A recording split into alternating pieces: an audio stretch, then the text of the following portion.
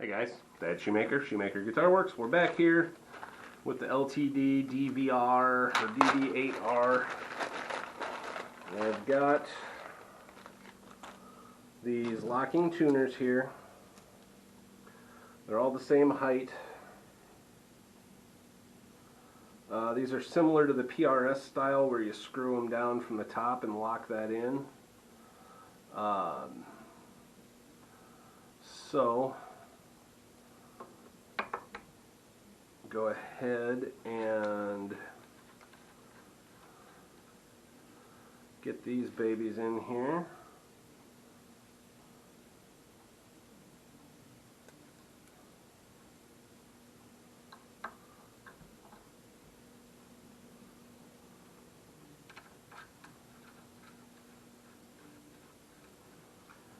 Unfortunately, there's no bringing back the Spurzels. They've been soaking, and I just don't think they're going to come back.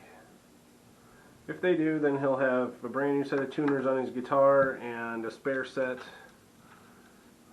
just in case, I guess. But sometimes you got to do what you got to do, right?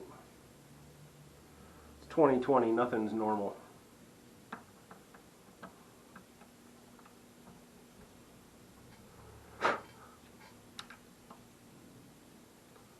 Lost my set screw there.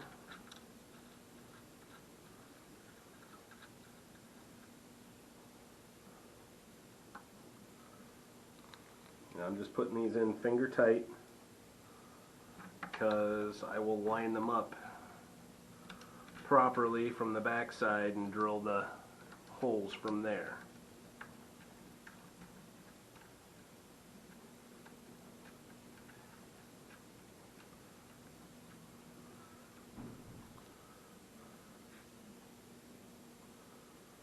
So,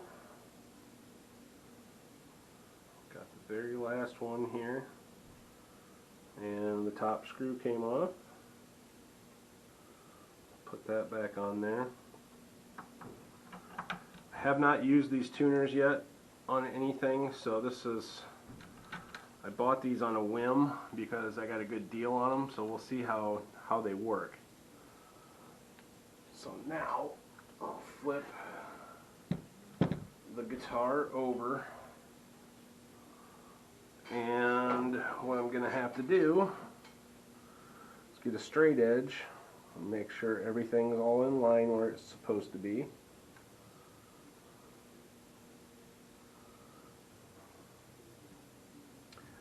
And then I will drill my holes with a 1/16 drill bit and put my 6 screws in there. So let me go find my straight edge and my drill bit, and I will get back to you. Alright, so what I like to use for doing this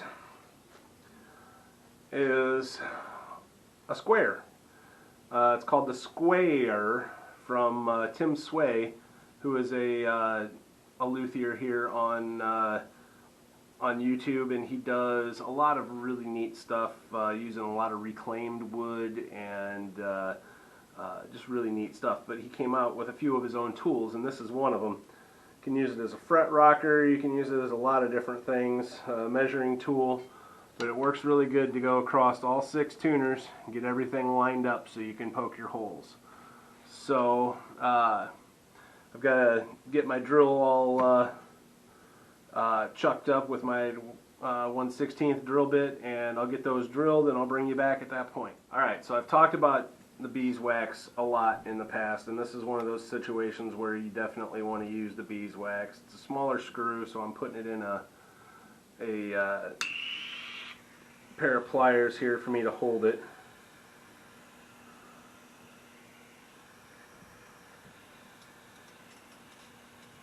But you definitely want to get some wax on these screws because that headstock, you don't want to crack that or break the screw off inside the headstock. That would just ruin your day. So, and all it takes is the micro torch and just getting a little bit on there, and then melting it to the screw. So I'll bring you back when I'm ready to throw the screws in there. Alright, so we got our screws. One thing I didn't notice when I opened the bag, but China sent me one chrome screw and 5 black screws. So it is what it is. That's what he gets. It's kind of a ratty guitar, so as long as it's functional, that's all they care about. That's all that matters, right? We're not going for necessarily for beauty on this one. Just going for functionality.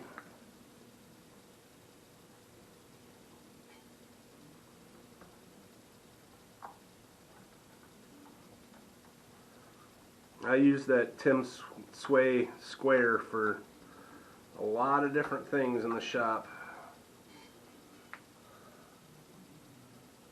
It's been one of the most handy tools I've bought.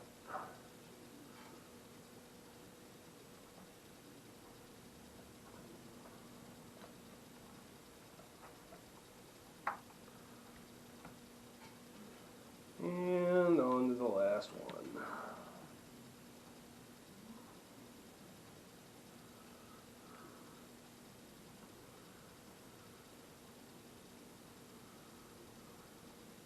Find my hole I drilled there.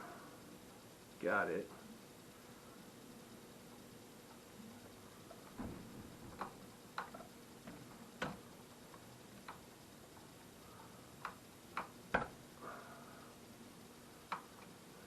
Alright, so screws are in. Move the torch out of the way. Flip that back over. And now we've got to tighten our nuts.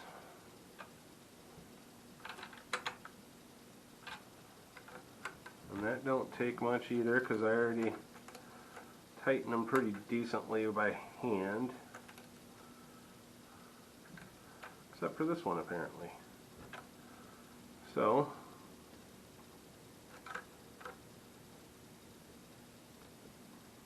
get those tight.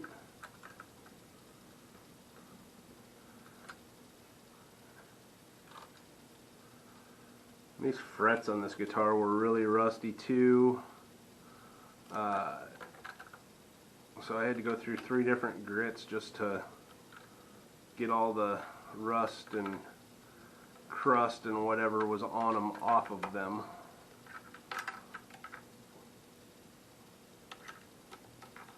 But that tells me one thing: this guitar, it sat for a while, but it was well loved. It was played, and so we've got that. So now, just about ready to restring it. I'm not going to go through the restringing process with you again. I go over and over and over that. That's pretty repetitive. But anyway, thanks for watching, guys. This is LTD ESP DV8R. When I get everything all together, maybe I'll do a little sound bite and we'll put that in there. So thanks for watching, guys.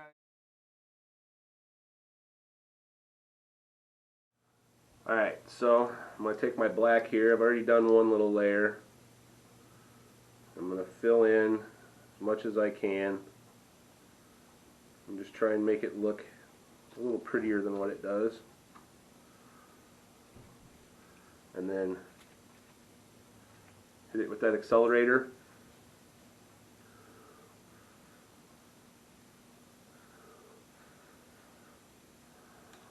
And of course I got, some bubbles here, but once I do a little sanding and a little polish, it'll be back to